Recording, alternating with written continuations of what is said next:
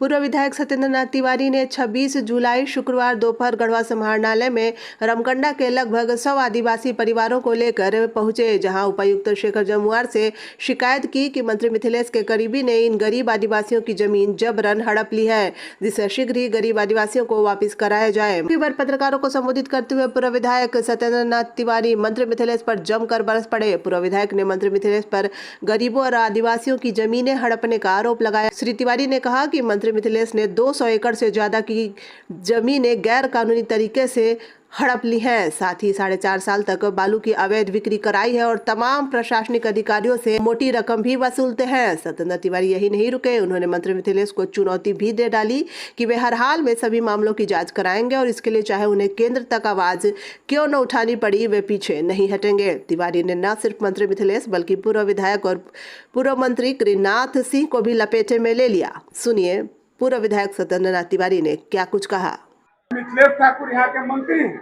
आज मिथिलेश ठाकुर को भी बताना चाहिए कि आज जो ये हालात बना हुआ है, आज जो सिगराय मुंडा टाइप के गरीब लोगों का जो जमीन लूटा जा रहा है, इसके लिए कौन रिस्पॉन्सिबल है? इस पर उनका जबान क्यों नहीं खुलता है? आज राजकिशोर यादव उन्हीं का व्यक्ति है। आज बेचारे मुंडा समाज के लोग बेघर हो जाएंगे। आज मैं उपायुक्त से मिलने के लिए उनको बुलाया था, लेकिन मैं आप सभी पत्रकार बंधु के सहित उपस्थित सभी मुंडा भाइयों, बंधुओं, बहनों को मैं कहता हूं, यह मामला यहाँ नहीं रुकेगा। अगर इन्हें यहाँ न्याय नहीं मिला, मैं गवर्नर तक इस बात को ले जाऊंगा।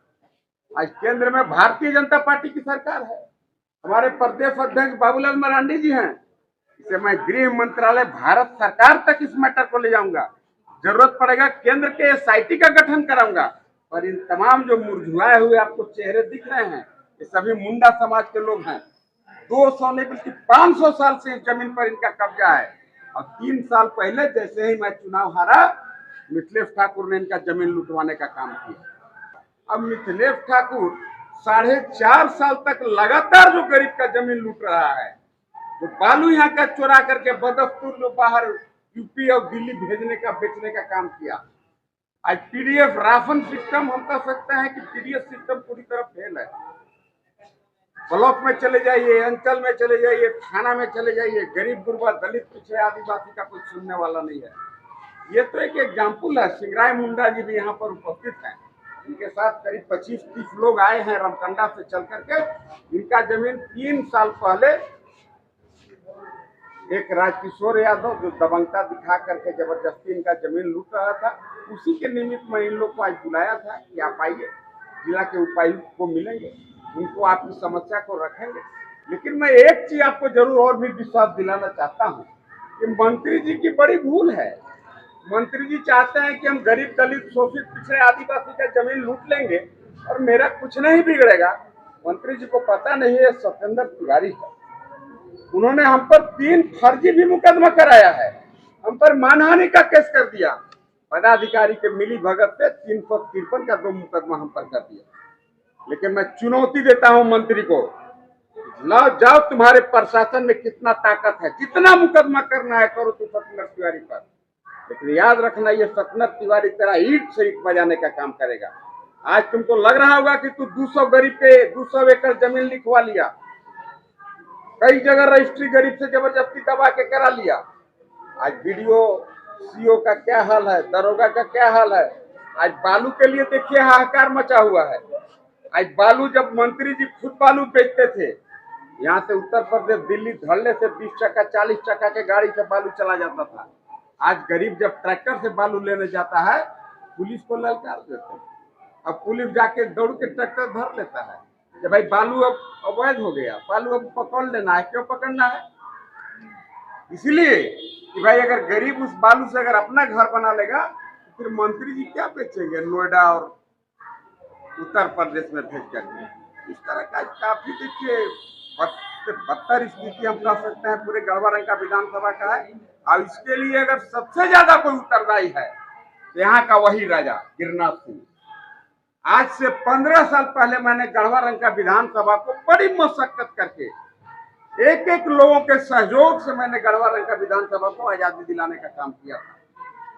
अब 2 बार बेचारे चुनाव हार गए राजा साहब। अब राजा साहब हैं, अब बिना कुर्सी के उनको मजा देता नहीं है। उनको पावर चाहिए, गरीब का शोषण करने के लिए उनको पावर चाहिए। उनको चुनाव जब मैं हराया था उन दिनों आपको याद होगा मैंने कहा था ये राजा नहीं है, ये लुटेरा है। लुटेरा इसलिए हम कहते हैं, उन दिनों बीपीएल का तमाम गाई आदमी फर्जरी तरीका से अपने लोगों के नाम पर बीपीएल का गाय निकाल करके चल जाइएगा पचपड़वा बगल में स्मशान घाट के बगल में बाउंड्री मार के और दूध के खटाल चलाते थे। गाय गरीब का और दूध के कारोबार कर रहा है राजा साहब। लेकिन पाप भी लगता है, ही हम आपको कहेंगे, आप सभी पत्रकार बंधु के माध्यम से, राजा साहब को भी थोड़ा पाप लगना चाहिए। हमें लगता है थोड़ा उनको पाप लगा भी है। और मैं आपको बताऊं कि मैंने चुनाव में वादा किया था कि मैं अगर चुनाव जीता, गिरनार सिंह जितना गरीब और बीपीएल धारी का गाय तो खटाल चलाने का काम करता है। आप लोग आइएगा बगना लेकर के, गरीब आदमी एक एक गाय आप लोग खुद बांध करके उसमें ले जाइएगा, क्योंकि वह गाय सब्सिडाइज रेट पर गरीब को लिए गाय था। और आपको बताते हैं कि मैं चुनाव जैसे ही जीता, गव्य विकास पदाधिकारी पता नहीं कितना पावरफुल था, रास्ते के ट्रांसफर करा के भाग गया।